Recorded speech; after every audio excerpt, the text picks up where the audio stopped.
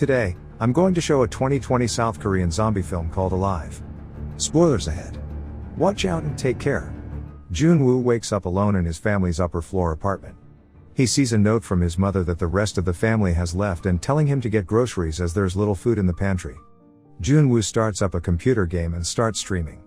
His gaming is disturbed when his playmates bring something up from the news. Jun-woo checks the TV and sees a large number of violent behaviors and assaults have been reported. As he watches the news, he hears the commotion from outside and sees people running, screaming, and some people violently biting and scratching one another.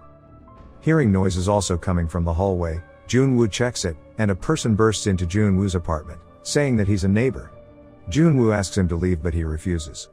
Jun-woo then grabs a knife and sees that his neighbor's eyes have started bleeding, indicating that he's infected and that he'll start to turn soon. Within seconds, the neighbor starts snarling and attacks Jun-woo.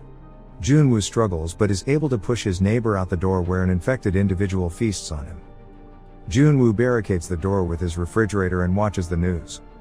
He receives messages from his mother and learns that they too are hiding but he can't contact them as the reception has gone done. He rations what remaining food he has left and prepares to hold out. The next day, he learns from the news that the infected exhibit cannibalistic behavior and should be avoided. The virus is transmitted through blood contact from bites or stab wounds. Jun-woo then decides to upload a photo of him and his location to social media, hoping that someone might see it. He puts his smartphone on a small drone and tries to fly it up in hopes of getting reception. This idea fails as his drone doesn't have enough battery left. Jun-woo sees a police officer running in the streets fighting off the infected but is quickly overcome. Jun-woo tries calling out to the police officer but is unable to help. He hears thudding coming from the barricaded door and sees that an infected has managed to make it in. The infected tries to push the refrigerator barricade and Jun-woo is forced to climb out to the balcony. The pursuing infected runs after him but falls off the edge. A few days pass and Jun-woo resorts to drinking liquor to keep himself hydrated. He learns from the news that the infected have still managed to retain some kind of intelligence, able to do simple tasks such as opening doors. Some are even reported to remember skills acquired from their profession. 2 weeks pass and Jun-woo dances around drunk on rum. He hallucinates seeing his family come back from their trip and he hugs his mom. He snaps out of his daze and breaks down crying. He later tries to get reception by placing his smartphone at the end of a selfie stick and extending it out the balcony. He reaches out and finally gets a voice message from his family. He plays the message and learns that his mother, father, and sister are all together hiding at his father's office. Jun-woo is distraught to hear his mother's message slowly turn to screaming and crying. He listens to his family get eaten alive and die at the hands of the infected. Not knowing what else to do, Jun-woo grabs a golf club and storms the hallway full of infected. He tries to beat and clobber as many of them as he can, cursing and shouting at them. The ruckus attracts more of the infected and Jun-woo is quickly overwhelmed. He snaps out of his rage and realizes he needs to get back. He sneaks around the hallway past a few infected people and is able to hide and sneak his way back into his apartment. On day 20, he sees explosions in the metropolis area and the power and water go out. Left with no food, no water, and no family, Jun-woo decides to end his life. He makes a noose out of wires and hangs himself in the living room. As he chokes, he sees a laser light shining at him from an apartment in the building adjacent to his. He quickly tries to get himself off the noose and eventually falls to the floor. He runs to the window and sees a woman looking at him through binoculars. He waves at the woman and she waves back. Yubin stares through her binoculars at a man who just attempted to kill himself. She hears a noise coming from outside her hallway and prepares to activate an improvised trap she made in case of the infected breaking through her door. The noise subsides and she falls to sleep. Jun-woo wakes up the following morning looking for Yubin. They exchange names by showing it through their mobile devices but they're interrupted when an infected enters Yubin's apartment. It gets caught in her trap and she quickly kills the infected with an axe. The next day, Yubin sees that Jun-woo is hungry and tries to throw a rope across to Jun-woo's apartment. It falls to the street in the middle of a crowd of infected. Jun-woo sees this and gets his drone and flies rope to Yubin's apartment.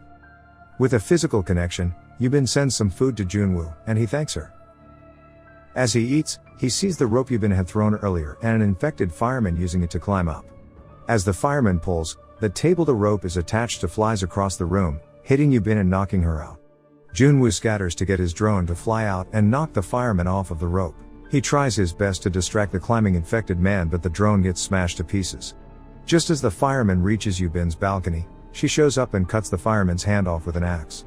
Later that night, Junwoo heads out to his neighbor in search of food and supplies. He makes it to the next door apartment and finds supplies like climbing equipment and camping gear, seeing that his neighbor was an avid hiker. Just as he's picking up the food, his neighbor attacks and a struggle ensues. Junwoo fights back and manages to escape. From the apartment, he got more food, water, and some supplies including a pair of walkie-talkies. He sends one to Yubin via the rope connection and the two start communicating through them. The pair share a meal together with Yubin noticing that they like the same food. Junwoo thanks Yubin for saving his life. Yubin refuses to take credit saying that she didn't save his life and he saved his own life with his decision to survive. It's revealed that Yubin had also attempted suicide with a broken noose shown hanging from her ceiling. A few days later and the horde of infected on the streets start running and enter their buildings.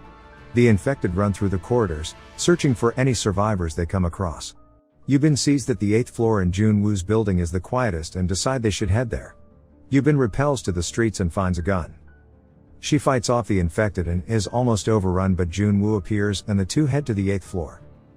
On the 8th floor, they encounter a group of infected and get cornered at the end of a hallway.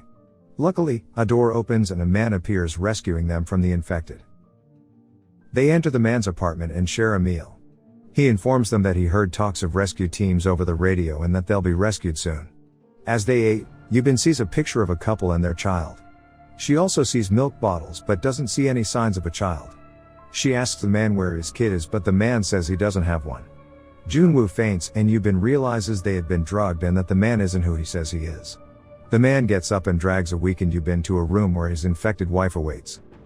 The man thanks them for coming as his wife had been starving for days. He traps Yubin with his wife and holds the door locked. Junwoo gets up, points the gun at the man, and threatens to shoot if he doesn't let Yubin go. The man lets go of a rope holding back his wife and Junwoo dives for the rope, dropping his gun. Yubin is heard screaming while the man bargains with Junwoo, saying he'll let him live as long as Yubin remains. The screaming inside the room stops and Junwoo assumes the worst. The man unlocks the door, opening it, Yubin covering the infected wife's face with a blanket and letting it loose on the man. As the wife bites the man's neck, Yubin shoots them both, but the gunshots attract the horde of infected. With no hope in sight, Yubin decides they should kill themselves before the horde arrives. Junwoo complies and forces himself to aim the gun at Yubin. Just as he's about to pull the trigger, they hear helicopters passing by. They quickly run up to the roof with the infected trailing them closely.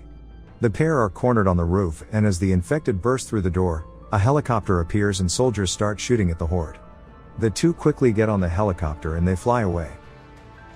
As they fly out, Junwoo gets reception and learns that a huge chunk of the metropolitan area is affected with an estimated 50,000 infected.